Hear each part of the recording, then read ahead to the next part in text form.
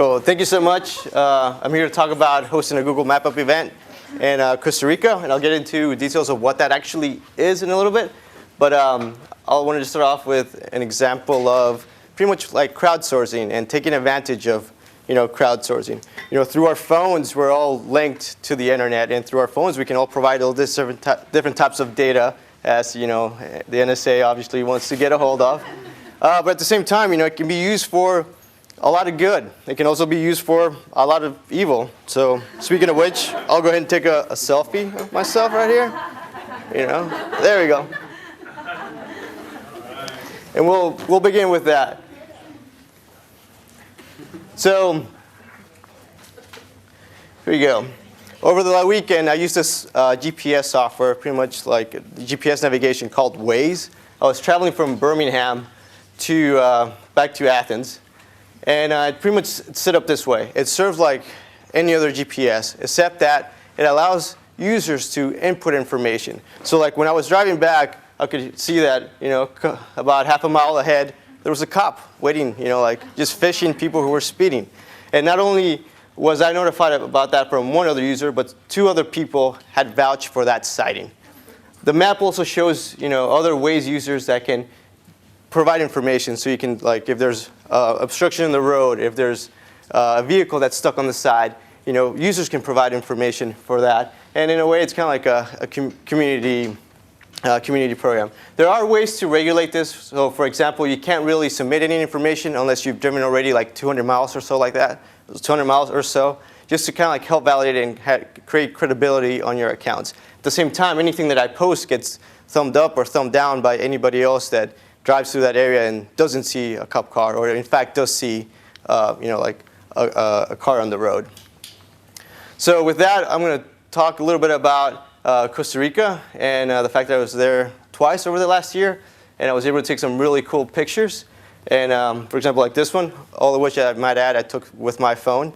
I spent about a total of like 3 or 4 weeks at the UGA campus, located in the shadows of the Monteverde Institute. This is actually a picture of the organic farm, just on like the hillside of the campus.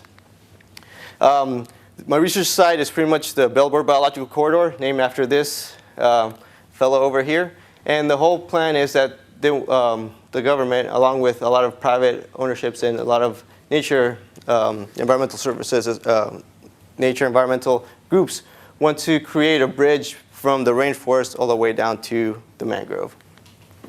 I had a chance to be involved and get involved with the local culture, and even though I'm from Honduras, spent 20 years living there, Costa Rica is slightly different. So I did appreciate the different tastes that they had available. Like here I am, I'm out in the rainforest, and I think I'm completely disconnected from the rest of the world. And I walked down like a good 10-minute hike from campus to this pulperia, which is just a neighborhood store, and I realized they had free Wi-Fi. So I was like able to check in. Just to put things in perspective, that little store is right there, about 10, 15 miles away from the nearest paved road. So as I went around and I got into more of the tourist areas, realized that everybody was telling me, "Oh, do you have a great time?" I'm like, "Yeah, the coffee was great." "Oh, make sure you like us on TripAdvisor. Write up a good review." I was getting that like all over the place. It was really a little bit overwhelming and scary at the same time. And then I visited a few like mom and pop farms, in this case a coffee farm. And by the way, it has the best coffee. I brought back a couple of bags, gave it to my advisor, and she absolutely loved it. And I got a chance to see like what their operations are like. This particular one is located real close to the campus, and as such, the campus is normally like the main source of all their business.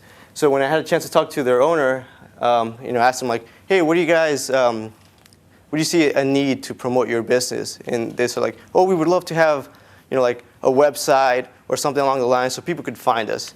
And then that got me thinking, what can I do to help these businesses create a web presence? I mean, if I create a website, that means I have to keep up with it.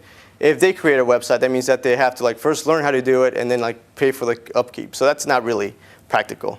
So, I do what old people do when they have a question. I went on Google And that's when I came up with this amazing resort right here of hosting a Google MapUp. Now, if you're thinking that sounds geeky, well, it is. It's super geeky. But it pretty much takes crowdsourcing to a whole new level. What it does is it allows people to provide geographical information on areas that they know real well. And the first case that I saw about this Google MapUp was close to about a year ago in the state of Washington, where a bridge on I-5 collapsed. And I saw this article, the collapsed I-5 bridge gone from Google Maps almost as quickly as it fell.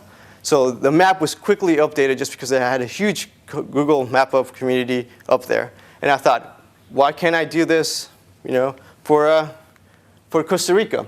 And here's a quick overview of part of the Costa Rica. It's very rural, but there's a lot of internet and there's a lot of resources, and people use those resources. I came to be acquainted with Waze through by being in Costa Rica, so this is kind of like what I want to do through the summer. So without further ado, thank you so much.